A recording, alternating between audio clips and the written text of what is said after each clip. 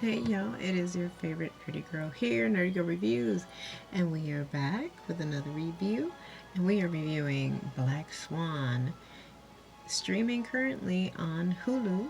If you'd like to see the full commentary, keep me locked here on YouTube. If you're watching this on Instagram, click the link in bio. If you're watching this on IG Stories, click the link. It'll link you back to my YouTube channel. And if you'd like to see more of my reviews, you can catch me on Sofrito for Your Soul. Stay tuned, y'all. Let's get into it. To the drama. The drama.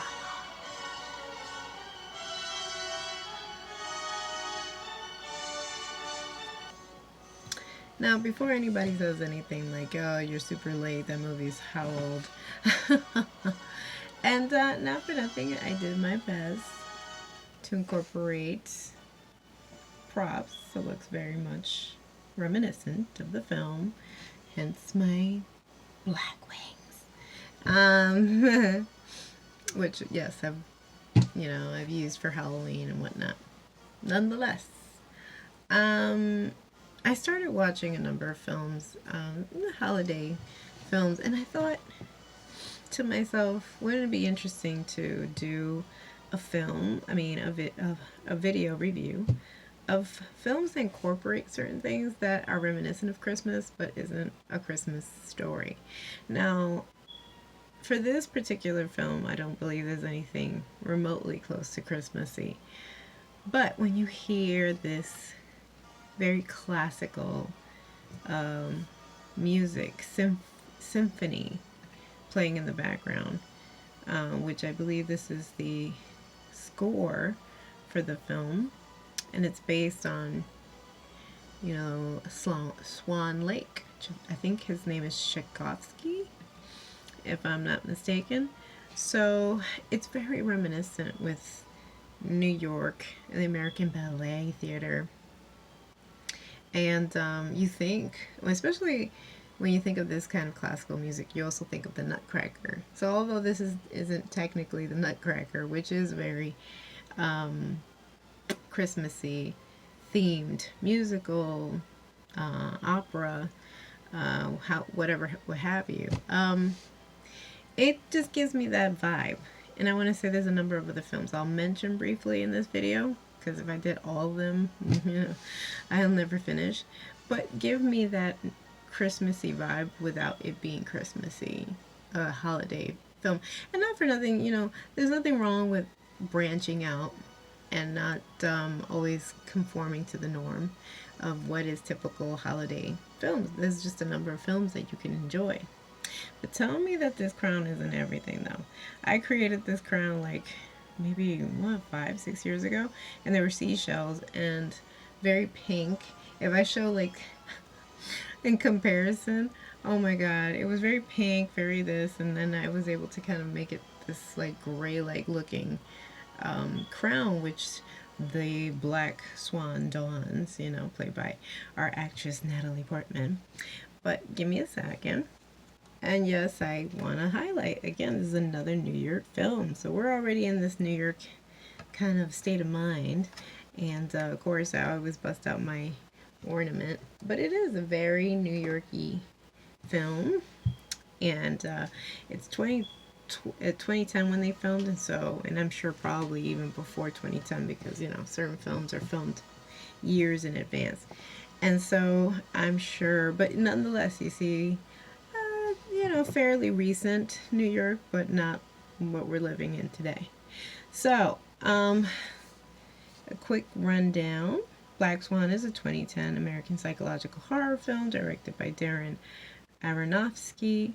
The screenplay was written by Mark Hayden. The film stars Natalie Portman, Vincent Cassel, Mila Kunis, the 70s show, Barbara Hershey, and Winona Ryder. Winona forever.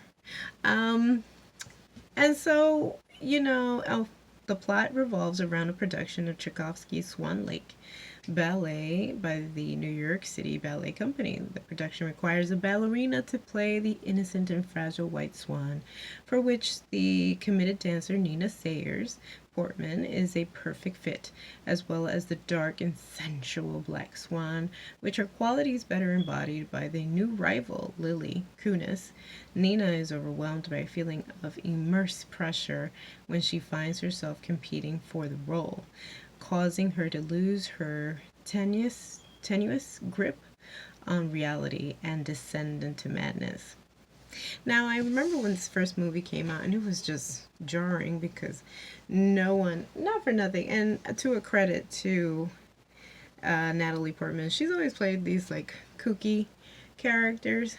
And not in the sense like yuck yuck, but in the sense that she seems and appears, maybe physically wise, like the girl next door. But there's always this little small smirk that she always has with every role that she embraces. And this sinister smirk that I don't know if she does intentionally or it's just a part of her personality. So she it kind of bleeds over into her professional life. And she'll just like it'll come out of nowhere, and I've seen it in a number of films, like between Garden State and Closer, and and there are instances of it here. She plays the innocent, very fragile, virginal character of Nina, and her mother, who I believe her mother's character is Erica, and her mother was a former dancer, dances with the New York City ballet, no, New York City Talent Company. Company is opening the season. Nonetheless, her mother has like basically lived vicariously through her daughter. She only has this one daughter, and she literally has put all her eggs in one basket, and has put all this pressure, either inadvertently or intentionally, because she so herself couldn't make it, either because of sacrifices or just because of motherhood. She had to put her career in the back seat. But then she thought it was best to invest in her daughter, almost to the point where she's driven her to the point of seeking perfection no matter what, at any cost, including her health. She becomes bulimic, or she has been bulimic. By the time we kind of zero in on her character, she's already into that disease, just seeking perfection, always practicing to the point where she draws blood on her toes, she's cracked her nails. In the process, you see the commitment that Natalie also gave to this performance, because she lost a lot of weight. I believe she also had handlers or choreographers that helped her do the dancer's pose and worked with her so she could be a believable dancer. And in her journey of wanting to be the lead, the Swan Queen, what doesn't she do? And the major lead, who is normally the one that's handpicked for nearly every ballet performance, is played by Winona Ryder. But, and like a lot of these institutions, when you're a certain age, you are considered damaged goods or old baggage, and they toss you out for the new girl, the newbie. And so now that role is up for grabs. Ambitious, precocious dancers are all fighting themselves to be in the lead, and Nina knows that she's perfect for it, at least for the white swan. But the black swan is what the lead choreographer is seeking. He needs a seductive portrayal of that character. It was a new contemporary fresh of the mundane, perhaps, or ordinary Swan Lake, and he needed something sexy and approachable and alluring and womanly, overtly femme. And that's not something that was in her arsenal, because She's lived with her mother her whole entire life, and she's never really ventured out. Supposedly has had boyfriends, but I doubt it with that pressure of a mother. Uh, that pressure cooker of a mother. So in discovering and wanting, pursuing this role, she discovers herself. And yes, she has a rival who would be ideal for the Black Swan, who's played by Kunis. Um, she is that seductive. She's out there. She lives her life proudly messy. She indulges in drugs and can drink like a fish, like a sailor. And then the next day she's up and at 'em. She's ready to go. But that's not something that Nina's ever done. So it kind of knocks her all out for a loop while they're trying to supposedly get to know each other. And this has happened. But this is what I'm saying also. Films like this does kind of put women in a position where they'll be catty and they'll be rivals almost to the point of this absurd competition. But in her self-discovery, I think she stumbles upon her desire for Kunis's character, and what she's under the impression that that night when they hang out and they go to a club and they're on X, they come back, they supposedly go back to her apartment, and she finally is able to have sex with Kunis's character. She wakes up in the morning. She's disoriented. She almost missed rehearsal. Kunis made it, of course, and then she's actually donning Nina's costume because she's been picked. She was charismatic enough to convince the choreographer to give her the lead Swan Queen role. But now everybody's looking at her like, what do I gotta do to knock her down a few notches? So Nina starts really analyzing like, oh, this is more cutthroat than I thought. People are out for my role. Now, in the meantime, she's seeing these disturbing things in the mirror. These weird patches she keeps seeing in her back, scratches, and apparently she's had an issue before. Aside from the bulimia, she's self-harmed herself. The girl has had a bevy of issues, and her mother's always kind of kept her nails short to avoid her hurting herself. But then it still continues to happen, and even after what she had assumed was a rendezvous with the seductress here, it turned out it was just all in her imagination.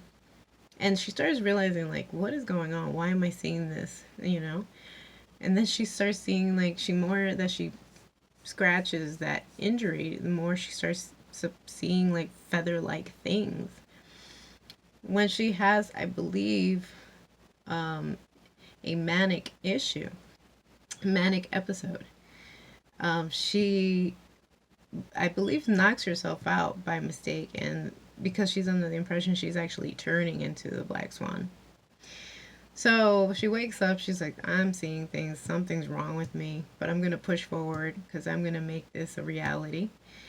And even though Winona's character warns her, it was like, well, he does this a lot, so enjoy while it lasts because you don't know how long it'll last. At first she saw it as just envy, pure envy, rivalry, ageism of some sort. But then she starts realizing that perhaps, yes, that this choreographer, who's a major cad, major womanizer, loves to taste the new talent, that Winona's character was really giving her foreshadowing. And she starts seeing these horrible visions. Finally, she makes it on opening day, and people were under the impression that, well, the other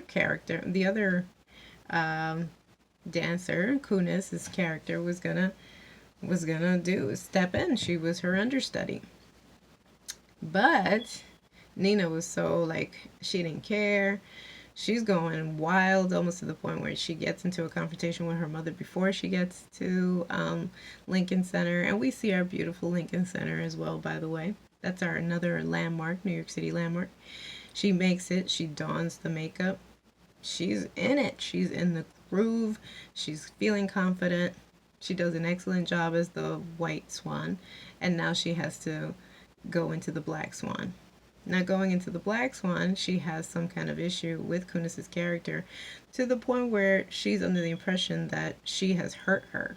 She killed Kunis's character, stabbed her. And somehow she's able to kind of control her nerves to put on the makeup, the black swan feathers and everything, and goes out there and dances her tush off. She's seductive, and as she's doing it, you can see her confidence is flourishing. Her skin turns into like these very feather-like, um, you know, I don't know, adornments. The CGI did a brilliant job. You can see like these like certain feather-like pecs, and then when she starts doing her spins, oh, the feathers that dawn from her. Woo, it's an amazing scene. And then the virginal, I wouldn't dare do such a thing. Maybe I've had a boyfriend or not. She goes in for